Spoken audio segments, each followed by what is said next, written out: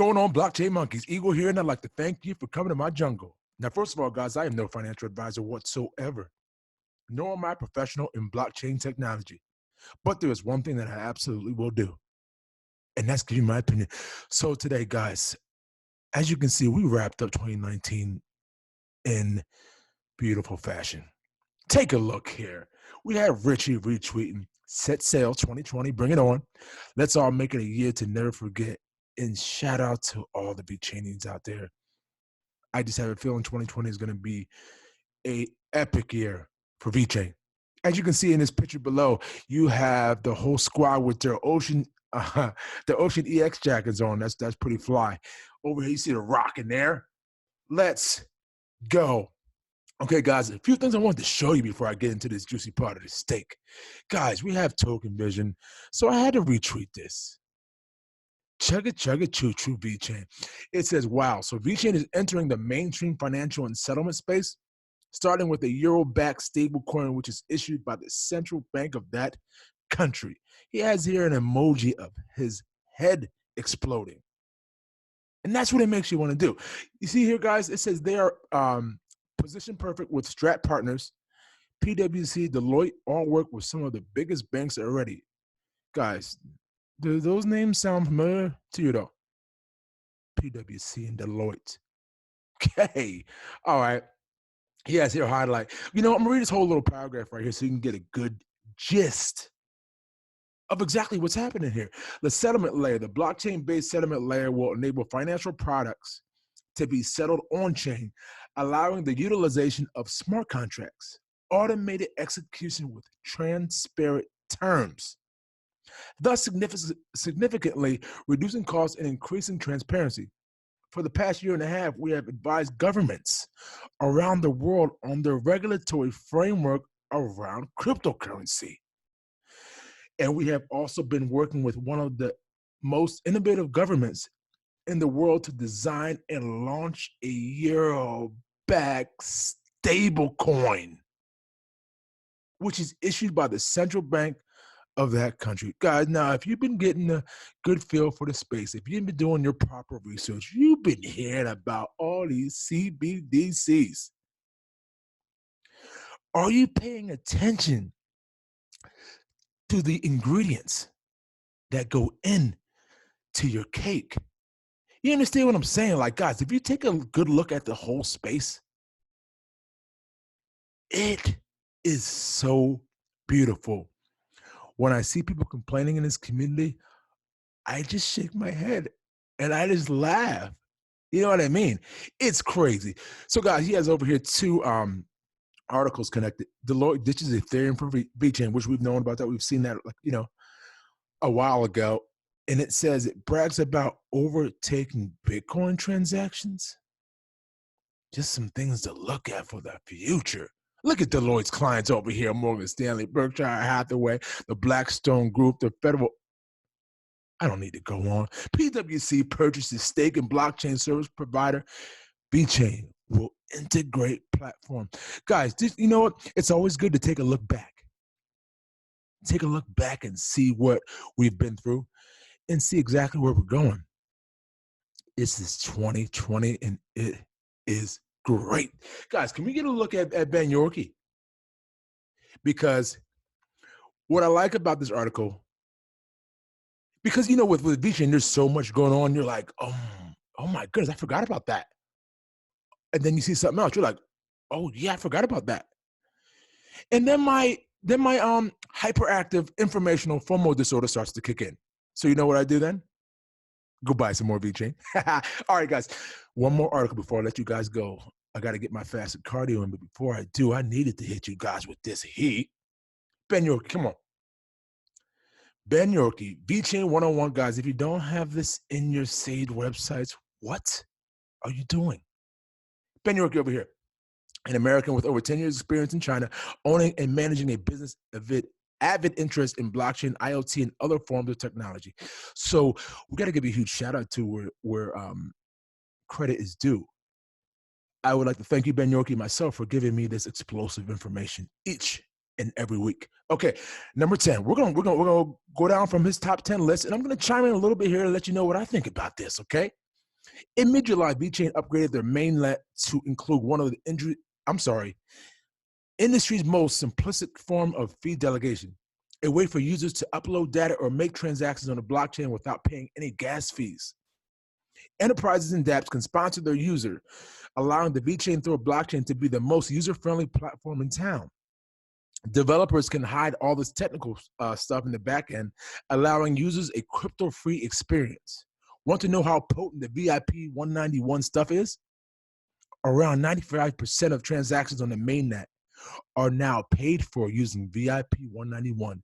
It makes Vechain even more desirable for new projects and businesses looking to get into blockchain. Guys, look at them making the on-ramps really nice for you. You gotta think a company comes in like, oh, this could really help us out, but we have no idea what to do. Vechain comes in the door and say, hey, sit back. We got you.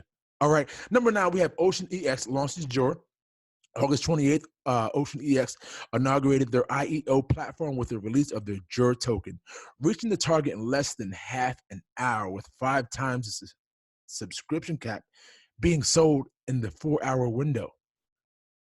Ocean EX, I've told you guys, I feel like Ocean EX is an integral part of this whole thing. Number 8, Hair Ecological Alliance. In mid-March, the largest electronics company you never heard of decided to sign an MOU working with DNVGL and Vechain to bring blockchain to their massive industrial IoT ecosystem. I've heard of this company before. This company's huge. And if you haven't heard of this company, definitely do some research on it because, guys, Vechain is making some major shifts underneath the surface. Lots of rumblings are happening, guys. All right. Number 7, the foundation buyback gets stolen. Now, guys, let me dig into this real quick because this is one of those things we want to highlight. Not all defining moments are positive, and this one seemed like it was sure to derail some of the momentum Vechain had built up over the year. After some sloppy private key management, 6.6 million in bet and VETHO was sent from the foundation wallet. VechainStats.com was quick to alert the team, who set up a dynamic blacklist to thwart the thief before the majority of the funds could be sold. Exchanges stepped out and enforced the blacklist, and after a vote offered to every node holder in the ecosystem, the community democratically decided to permanently uphold the blacklist. So what's their silver lining? Well, besides 0.84% of the total supply being effectively burned, Vechain's community vote was one of the first of its kind. It sends an important message regarding loss control and no participation to potential clients, as Vechain was able to respond and contain the situation in a transparent and timely manner.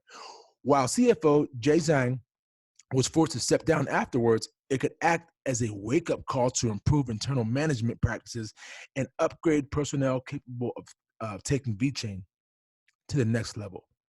This is how serious and how sharp Vechain is. So shout out to Vechain for taking all those initiatives. Number 6, we have the San Marino Innovation Token. Guys, I don't have to say any more about that. Come on with it. Come on with it. Number 5, Macron and Xi Jinping dine on French beef. Guys, will you take a look at this picture here?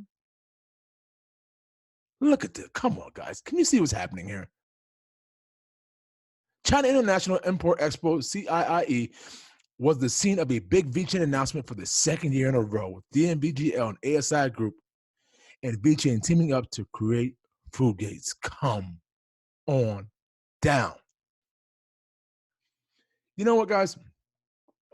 It's one thing to be, in the jungle, but it's another thing to wreak havoc in the jungle. And we got a bunch of Vechainian beasts out here. Come on down here. We have number 4, Toolchain launches. Come on, Toolchain. You better not be getting in bed with Nike. Don't have me in here eating all the bananas now. Come on. We've all heard about Vechain's enterprise solutions, but why can small businesses use it as well?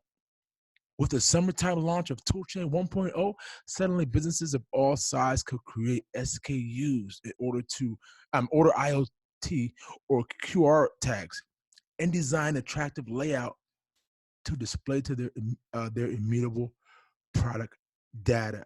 Guys, where is this going? Where is this going with all these proof of concepts? What are they lining up? Not just Vechain, these other companies. What are they lining up for? Why are they even wasting their time in blockchain and cryptocurrency? Like, who? You know, the market's not going to go anywhere. These prices ain't never going to go up, right? Get out of here. We are blockchain monkeys. And guess what we're doing? We're strapping our seatbelts on, putting our spacesuits on, and we're throwing our helmets on. You know why? Because there's air conditioning inside those astronauts. And there's also Wi-Fi.